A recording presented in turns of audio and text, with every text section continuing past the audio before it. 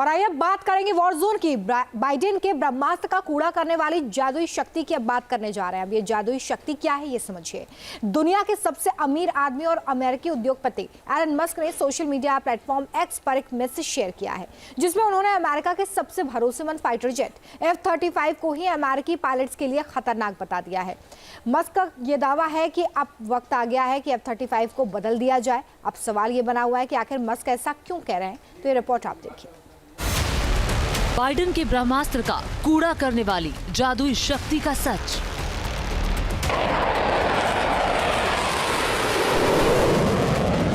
इस fighter jet पर America को बहुत भरोसा था।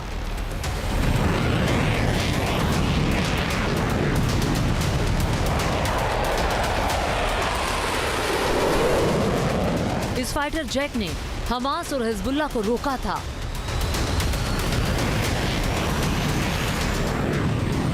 इसी फाइटर जेट को खरीदने के लिए कई देशों ने अमेरिका को टोका था।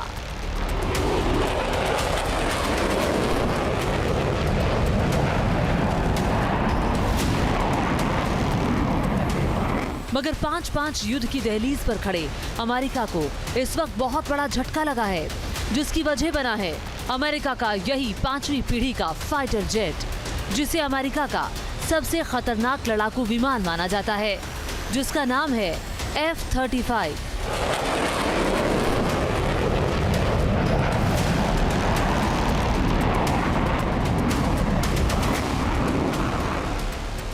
अब सवाल है कि रूस से तनातनी के बीच F-35 की चर्चा क्यों होने लगी है। F-35 ने ऐसा क्या कर दिया है जो इसे अमेरिका के लिए झटका माना जा रहा है, और सवाल ये भी कि आखिर क्यों F-35 की तुलना कबाड़ से की जा रही है। तो इन सवालों का जवाब दें इससे पहले जरा F-35 की उन खूबियों के बारे में जान लीजिए, जिसके दम पर अमेरिका का ये फाइटर जेट अब तक रूस और चीन जैसे देशों पर भी भारी पड़ता रहा है।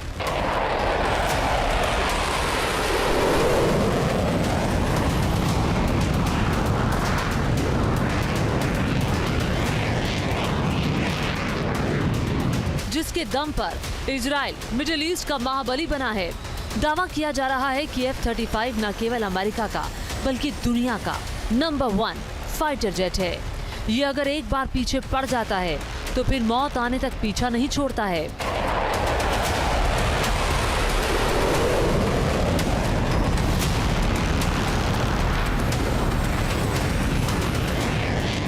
दुश्मन अगर पाताल में छिप जाए तब भी ये अपने बंकर बस्टर बमों से उसका काम तमाम कर देता है।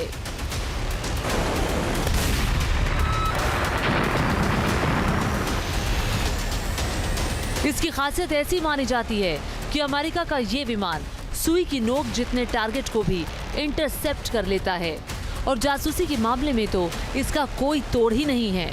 कहते हैं कि जब ये दुश्मन के इलाके में बमबारी के लिए निकलता है तो दुश्मन के तमाम रडार और डिफेंस सिस्टम को पहले ही जाम कर देता है।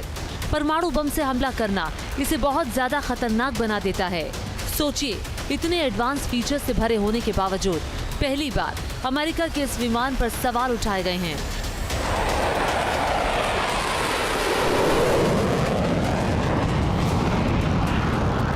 और सवाल उठाने वाला कोई और नहीं, अमेरिका के सबसे बड़े उद्योगपति और तकनीकी विशेषज्ञ एलन मस्क हैं, जिन्हें दुनिया का सबसे अमीर आदमी होने का तमगा भी हासिल है। एलन मस्क ने F-35 को लेकर सोशल मीडिया अकाउंट X पर एक मैसेज पोस्ट किया है, जिसमें लिखा है कि कुछ मूर्ख अभी भी F-35 जैसा फाइटर जेट बना रहे हैं, जबकि मैन फाइटर जेट पुराने हो गए हैं और ड्रोन जैसी तकनीकों द्वारा बदले जा रहे हैं। F-35 जैसे मैन फाइटर जेट बनाने में समय और संसाधनों का निवेश करना एक गलत फैसला है। F-35 का डिजाइन जरूरत के हिसाब से ठीक नहीं है, क्योंकि इसमें बहुत सारे लोगों के लिए बहुत सारी चीजें देने की कोशिश की गई, जिससे ये एक महंगा और जटिल jack of all trades master of none बन गया। इसकी सफलता कभी भी संभव परिणामों के सेट में नहीं थी, और ड्रोन के युग में मैन फाइटर जेट पुराने हो गए हैं। अब ये केवल पायलटों को मारेगा। अमेरिका समेत दुनिया के 10 देश इस वक्त F-35 फाइटर जेट का इस्तेमाल कर रहे हैं। अमेरिका तो इसे अपने सबसे भरोसेमंद हथियार मानता है। अमेरिका के नेटो वाले सहयोगी भी इसे अपनी सुरक्षा की गारंटी मानते हैं। रूस से खतरे को देखते हुए रोमानिया ने तो अभी 6.4 अरब डॉलर के 32 F-35 का ऑर्डर अमेरिका को दिया। ऐसे में मस्क का बयान अमेरिकी हथियार इंडस्ट्री के लिए भी किसी झटके से कम नहीं। अब सवाल ये है कि आखिर एलन मस्क ने ड्रोन्स को F-35 से बेहतर विकल्प क्यों बताया? तो इस सवाल का जवाब आप बेहतर तरीके से तभी जान पाएंगे जब आप यूक्रेन युद्ध से आए कुछ वीडियोस को ध्यान से देखेंगे। ये वीडियो यूक्रेन के डोनबास इलाके का है, जहां रूस का T-90 टैंक शिकार की तलाश में है। पुतिन का ये घातक टैंक हथियारों से पूरी तरह से लोड है, मगर अचानक एक छोटा सा ड्रोन इसके करीब आता है और ये कुछ देर तक टैंक के पास ही मंडराता रहता है। फिर अचानक फौलादी टैंक से भिड़ जाता है। छोटे से ड्रोन से इस भारी भरकम टैंक को इतना नुकसान पहुंचता है कि ये युद्ध में लड़ने लायक नहीं बचता है।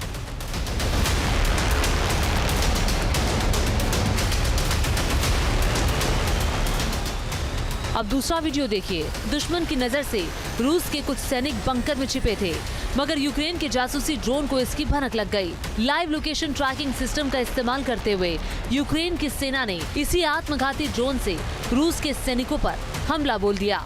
रूस के जो सैनिक बंकर में बचने के लिए छिपे थे, यही बंकर उनके लिए कब्रिस्तान बन गया।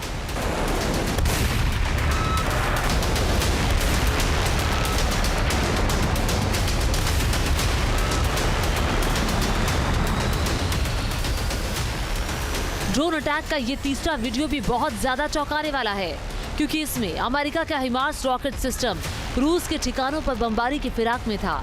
मगर रूस को मिले ईरानी ड्रोन देखकर इसने खुद को ऊंचे ऊंचे पेड़ों के बीच छिपाने की कोशिश की, मगर ड्रोन के घातक वार से ये बच नहीं सका।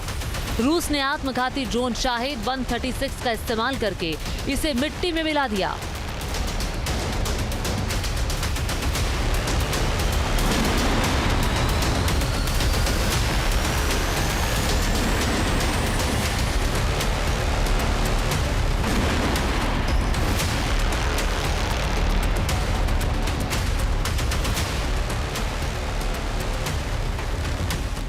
हालांकि ये सिर्फ 3 वीडियोस नहीं हैं जिन्होंने युद्ध में पहली बार ड्रोन की अहमियत विकसित से लेकर विकासशील देशों को समझाई। असल में डिफेंस एक्सपर्ट्स भी मानते हैं कि अगर यूक्रेन को जंग की शुरुआत में ही टर्की से TB2 ड्रोन नहीं मिले होते तो रूस यूक्रेन के एक बड़े हिस्से पर कब्जा कर लेता। दावा तो ये भी किया जाता है कि अगर यूक्रेन रूस के कब्जे में जा चुके इलाकों को फिर से हासिल कर पाया तो उसके पीछे सबसे बड़ी ताकत ड्रोन पावर ही थी।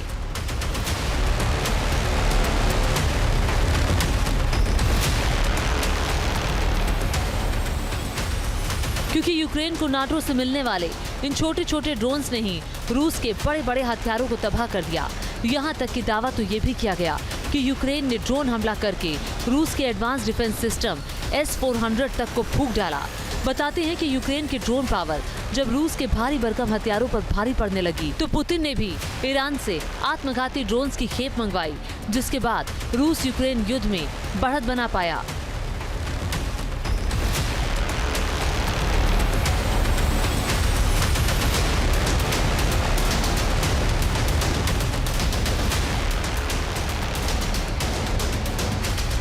यूक्रेन युद्ध ही क्यों?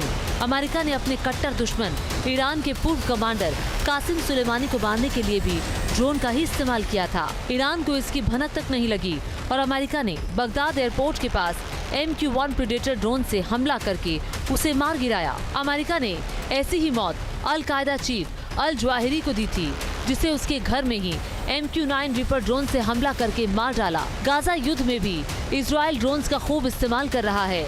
हमास चीफ याह्या सिनवार को मारने के लिए भी पहले ड्रोन ही आया था। इजराइल के हेरॉन ड्रोन ने ही सिनवार की लोकेशन का पता लगाया था। इसके अलावा हेरॉन ड्रोन का इस्तेमाल इजराइल ने हमास पॉलिटिकल विंग के चीफ इस्माइल हानिया को मारने के लिए भी किया। साफ है कि ड्रोन न केवल भरोसेमंद हथियार साबित हो रहे हैं, बल्कि ये फाइटर जेट्स के मुकाबले काफी सस्ते भी पड़ते हैं। छोटे छोटे ड्रोन पिन पॉइंट हमले करते हैं, जिनका सक्सेस रेट 95% से भी ज्यादा होता है। खास बात तो यह है कि इसमें पायलट की जान जाने का जोखिम भी नहीं होता। इसके अलावा इनकी मेंटेनेंस कॉस्ट भी फाइटर जेट से बेहद कम पड़ती है और इसी वजह से एलन मस्क ने एडवांस फाइटर जेट्स पर पैसा बहाने के बजाय नई पीढ़ी के ड्रोन बनाने की दिशा में काम करने की बात कही है, जो बिना पायलट के उड़ान भरते हैं। एलन मस्क ने यह सुझाव दिया है कि F-35 एक ऑब्सोलीट एयरक्राफ्ट है। F-35 is master of none.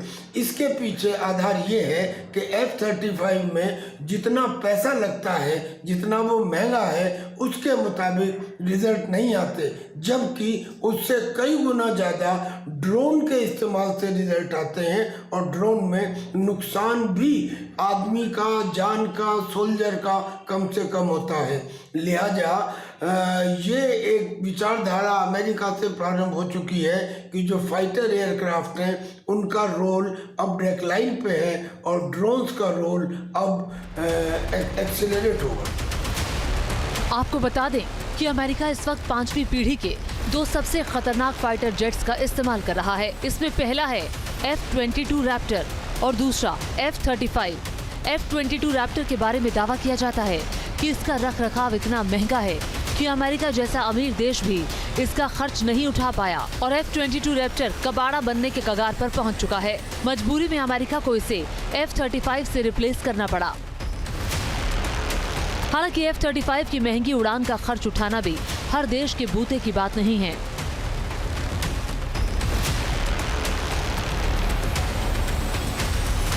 दावा किया जाता है कि F-35 को बनाने में अमेरिका को $2 ट्रिलियन से ज्यादा की लागत आई है।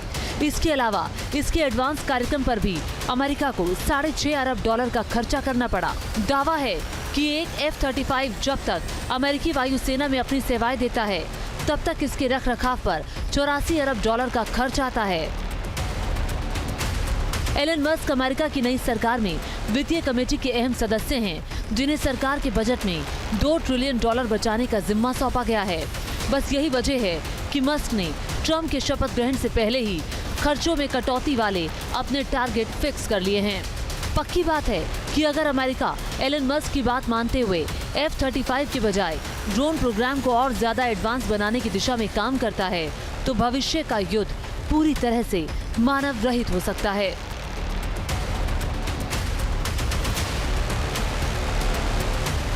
किसी भी देश के लिए इकोनॉमी सबसे ज़्यादा इम्पोर्टेंट रहती है और ड्रोन का सबसे बड़ा फायदा यही है कि कम पैसे में ज़्यादा नुकसान पहुंचाया जा सकता है। जो ड्रोन होते हैं ये छोटे होते हैं, कम ऊंचाई पर भी उड़ते हैं, इसलिए रडार की पकड़ में भी नहीं आते हैं और जिन एरियल टारगेट या सरफेस टारगेट को ये डिस्ट्रॉय करते हैं वो इनके मुकाबले कई गुना महंगे होते हैं। लिहाजा कम खर्चे में दुश्मन को ज़्यादा नुकसान पहुंचाना ही कारण है कि सभी देश आज ड्रोन टेक्नोलॉजी के अंदर मारामारी कर रहे हैं। बता दें कि मौजूदा वक्त में अमेरिका के पास सबसे ज्यादा 13,000 मिलिट्री ड्रोन्स हैं। दूसरे नंबर पर चीन है, जिसके पास 6,000 के करीब मिलिट्री ड्रोन्स होने का दावा किया जाता है। तुर्की का नंबर तीसरा है, इसके पास 1,421 के करीब ड्रोन हैं। चौथे नंबर पर मौजूद ईरान के पास भी 1200 ड्रोन्स होने का दावा किया जाता है, जबकि पोलैंड भी अपने जंगी जखीरे में 1209 मिलिट्री ड्रोन रखता है। रूस की बात करें तो इसके पास 1050 फाइटर ड्रोन है। इसके अलावा जर्मनी के पास 670, भारत के पास 625 और फ्रांस के पास भी 591 मिलिट्री ड्रोन्स मौजूद हैं, जबकि ऑस्ट्रेलिया के पास मिलिट्री ड्रोन्स की तादाद 557 है। आपको बता दें कि दुनिया के देश न केवल अपने जंगी जखीरे में मिलिट्री और जासूसी ड्रोन्स को बढ़ा रहे हैं, बल्कि इनका बड़े पैमाने पर प्रोडक्शन करके पैसा भी कमा रहे हैं। कुछ साल पहले तक अमेरिका को ड्रोन बनाने का महारथी माना जाता था, मगर पिछले 10 साल में सिनेरियो बहुत तेजी से बदला है। चीन और तुर्की जैसे देश अब न केवल ड्रोन तकनीक में आगे, बल्कि इन्हें दुनिया भर में बेचकर मोटा मुनाफा भी कमा रहे हैं। Centre for new America security यानी CNAS ने जो रिपोर्ट जारी की है, उसके मुताबिक साल 1995 से 2023 के बीच तुर्की ने अपनी ड्रोन तकनीक और बिक्री में काफी बढ़ोतरी की है, जिसमें आत्मघाती ड्रोन भी शामिल है। CNAS के आंकड़ों के मुताबिक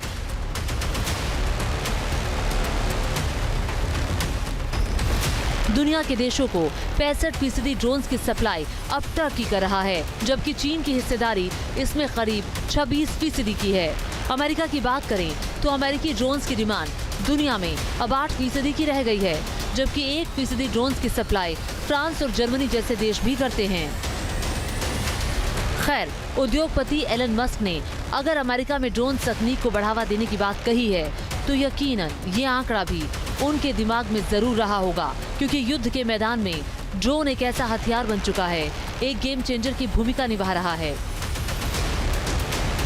खुफिया जानकारी इकट्ठा करनी हो या दुश्मन का पता लगाना, किसी टारगेट को चारों तरफ से घेरना हो या बम गिराकर उसे तबाह करना, ऐसा कोई काम नहीं है जो ड्रोन ना कर पाए।